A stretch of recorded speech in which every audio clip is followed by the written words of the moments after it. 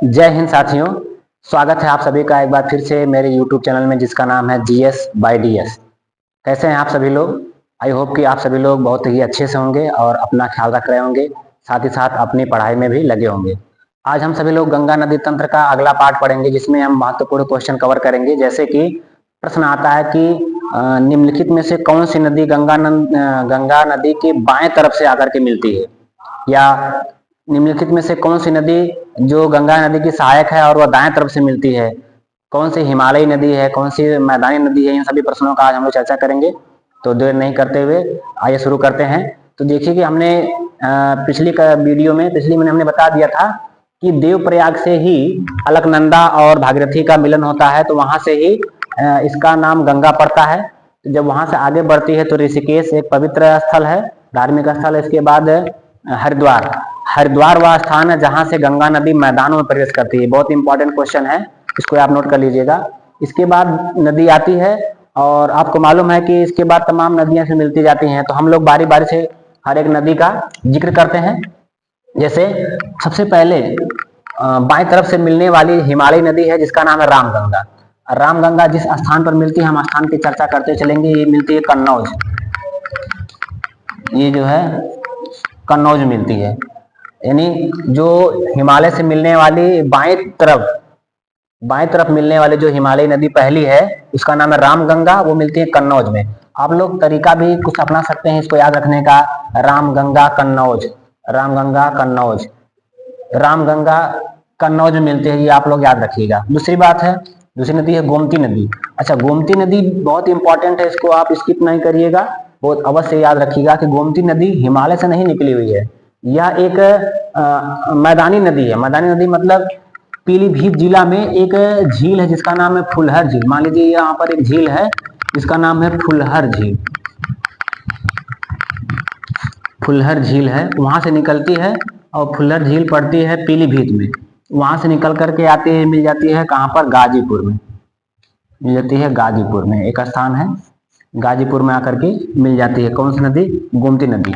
इससे ये क्वेश्चन आप लोग याद रखिएगा कि गंगा नदी की बाएं तरफ से मिलने वाली कौन सी नदी जो सहायक नदी है वह मैदानी नदी है, हिमालय नदी नहीं है। बाकी सब देखिए ऊपर हिमालय है, हिमालय से आ रही नदियां, लेकिन ये नदी जो है मैदान यानी झील से निकल के आ रही है जिसका नाम है फुलहर झील, जो पीलीभीत में पड़ती है। ठीक है, नेक्स्ट आगे हम आते हैं घाघरा। पहले हम बाएं तरफ की नदियों का चर्चा कर लेते हैं, इसके बाद दाएं तरफ से मिलने वाली नदी चर्चा करेंगे।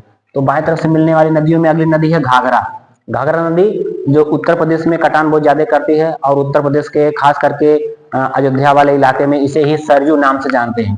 घाघरा को ही हम लोग सरयू नाम से जानते हैं। यानी अयोध्या की नदी किनारे पर बसा है घाघरा, यानी सरयू नदी किनारे बसा है।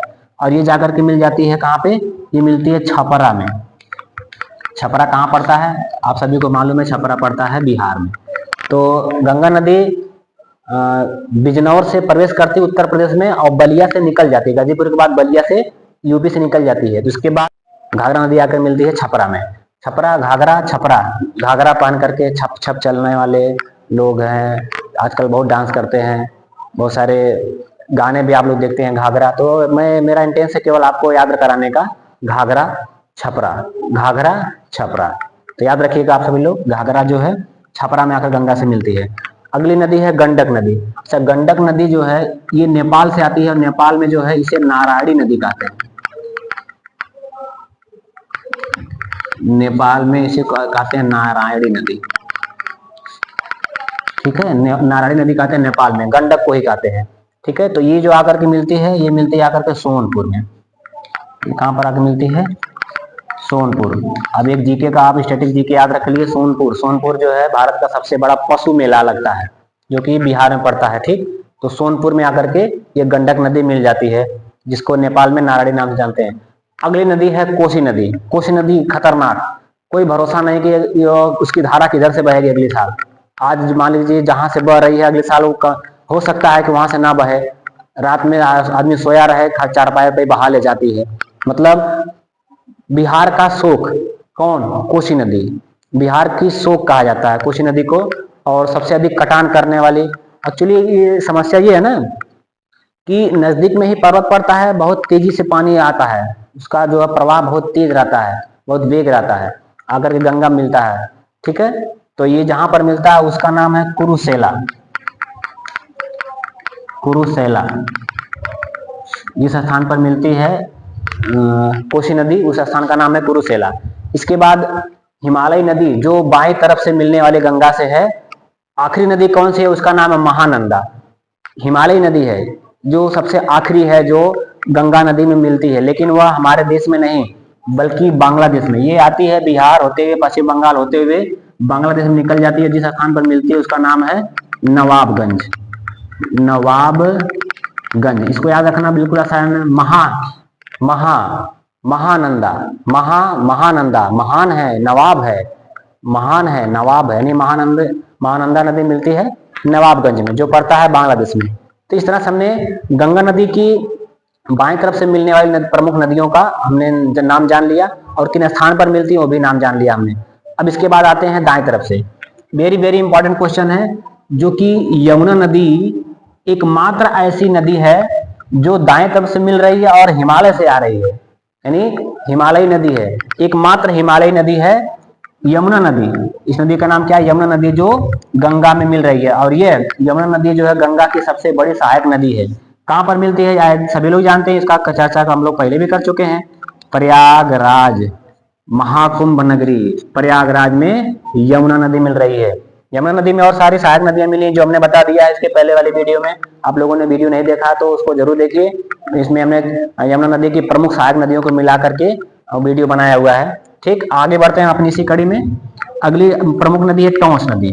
अच्छा, टोंस नदी जिस स्थान पर मिलती है ये भी प्रयागराज में ही निश्चित है, और इसका नाम है सिरसा। इसका नाम है सिरसा, प्रयागराज में ही मिलती है। फिर इसके बाद आते हैं कर्मनाशा नदी। कर्मनाशा, अभी हमने बताया था ना कि प्रयागराज ही क्यों बहुत महत्वपूर्ण स्थल है। कर्मनाशा नदी, ऐसी मान्यता है कि कर्मनाशा नदी के पानी में स्नान कर लेने से लोगों के पुण्य नष्ट हो जाते हैं, पाप नहीं नष्ट होते हैं, पुण्य नष्ट हो जाते हैं। ये मध्य प्रदेश में एक पहाड़ी से निकली है जिसका मुख शैतान के आकार का है। राक्षस के आकार की पहाड़ी से निकलने की वजह से इसके पानी को अपवित्र माना जाता है। पुराणों के अनुसार इसमें स्नान करने से लोगों के पुण्य नष्ट हो जाते हैं, इसीलिए कर्मनाशा नदी में लोग स्नान नहीं करते हैं। लेकिन हमको याद करना है कहां पर मिलती है, ये तो ये जिस स्थान पर मिलती है उस स्थान का नाम है बक्सर। बक्सर का युद्ध, चौसा का युद्ध, आप लोग याद रखिए इतिहास में। बक्सर का युद्ध अंग्रेजों और अवध के नवाब के बीच लड़ा गया था। चौसा का युद्ध हुमायूं और शेरशाह सूरी के बीच लड़ा गया था। बहुत ही ऐतिहासिक भूमि है बक्सर। तो याद रखिएगा कि कर्मनाशा जो नदी है वो बक्सर में आकर मिलती है गंगा नदी से। आगे हम बढ़ते हैं इसी कड़ी में सोन नदी।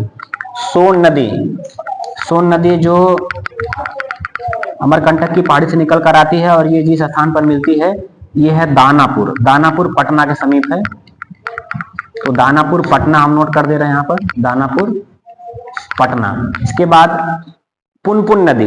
पुनपुन नदी भी बिहार में ही मिलती है, इसका नाम है फतुहा। फतुहा नामक स्थान पर, फतुहा भी कहीं पर लिखा, कहीं कहीं फतुहा मिलता है, तो आप याद रखिएगा पुनपुन नदी जो है फतुहा में आकर मिलती है। आप सभी लोगों ने देखा कि मैंने किस प्रकार से मैप के जरिए, यानी मैप बना करके गंगा की सहायक नदी जो बाएं तरफ से गंगा मिलती है, जो दाएं तरफ से गंगा मिलती है, मैंने उसका आपको नाम बता दिया किस स्थान पर मिलती है। आइए हम लोग एक लिस्ट बना लेते हैं उसका, और कुछ इंपॉर्टेंट क्वेश्चन बना लेते हैं, और इसी के साथ हम लोग गंगा नदी का चैप्टर एंड करेंगे। आइए अब हम लोग जो है गंगा नदी से जुड़े कुछ महत्वपूर्ण तथ्यों के बारे में बात करते हैं जो परीक्षा में बार बार पूछे जाते हैं। जैसे कि राष्ट्रीय नदी घोषित, ये गंगा नदी को राष्ट्रीय नदी का घोषित किया गया था तो सन 2008 में, तो याद रखिएगा सन 2008 ईस्वी में।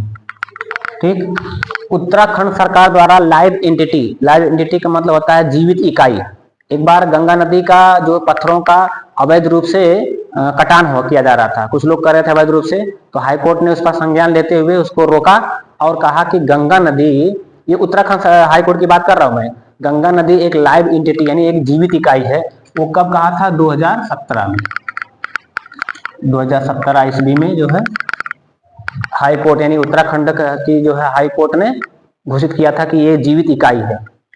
अब गंगा नदी मैदानी क्षेत्र में प्रवेश कहां से करती है, वो करती है हरिद्वार से। हरिद्वार से जो है, इसके पहले वो पहाड़ों पर बह रही होती है हरिद्वार से। ये प्रश्न जो है परीक्षाओं में पूछे गए सारे प्रश्न है। गंगा नदी की सबसे बड़ी सहायक नदी यमुना, हमने पिछली वीडियो में भी चर्चा कर लिया है, आप फिर दोहरा देते हैं। फिर गंगा नदी में दाएं तरफ से मिलने वाली एकमात्र हिमालयी नदी, यानी बाएं तरफ में तो हिमालय है, दाएं तरफ में हिमालय कहाँ है? गंगा नदी के बाएं तरफ हिमालय है, तो दाएं तरफ से भी मिलने वाली एकमात्र सहायक नदी कौन है? वो भी यमुना ही है, जो यमुनोत्री ग्लेशियर से निकल कर आती है। अब हम देखते हैं गंगा नदी में बाएं तरफ से मिलने वाली पहली तथा कौन सी अंतिम है? तो जो पहली नदी है वो है रामगंगा, ये हिमालय नदी की बात हो रही है। और अंतिम कौन सी है? अंतिम है महानंदा। इसके पहले हमने दिखाया था आप सभी को महानंदा, यानी गंगा नदी से बाएं तरफ से मिलने वाली पहली नदी रामगंगा हिमालय नदी है, और अंतिम नदी है महानंदा। फिर गंगा नदी में मिलने वाली मैदानी नदी, ये मोस्ट इंपॉर्टेंट क्वेश्चन है, आप सभी लोग जो है इसको भूलिएगा नहीं। गोमती नदी, गोमती नदी जो है, जो कि पीलीभीत जिला के फुलहर झील से निकलती है, ये स्टार लगा लीजिए इस पर, ये इंपॉर्टेंट क्वेश्चन है। ठीक है, तो बहुत सारे ऐसे प्रश्न गंगा नदी से बनते हैं जिनका मैंने इन 3 सीरीज में 3 वीडियो मैंने कंप्लीट कर दिया है। आई होप आप उसको अच्छे से पढ़ेंगे और अपने आगामी परीक्षाओं में इसकी सहायता से सफलता हासिल जरूर करेंगे। तो मुझे उम्मीद है कि ये वीडियो आपको पसंद आया होगा, और अगर वीडियो पसंद आया तो इसे लाइक करें, शेयर करें, और यदि चैनल पर नए हो तो सब्सक्राइब करना बिल्कुल ना भूलें। मिलते हैं किसी नेक्स्ट वीडियो में, तब तक के लिए जय हिंद।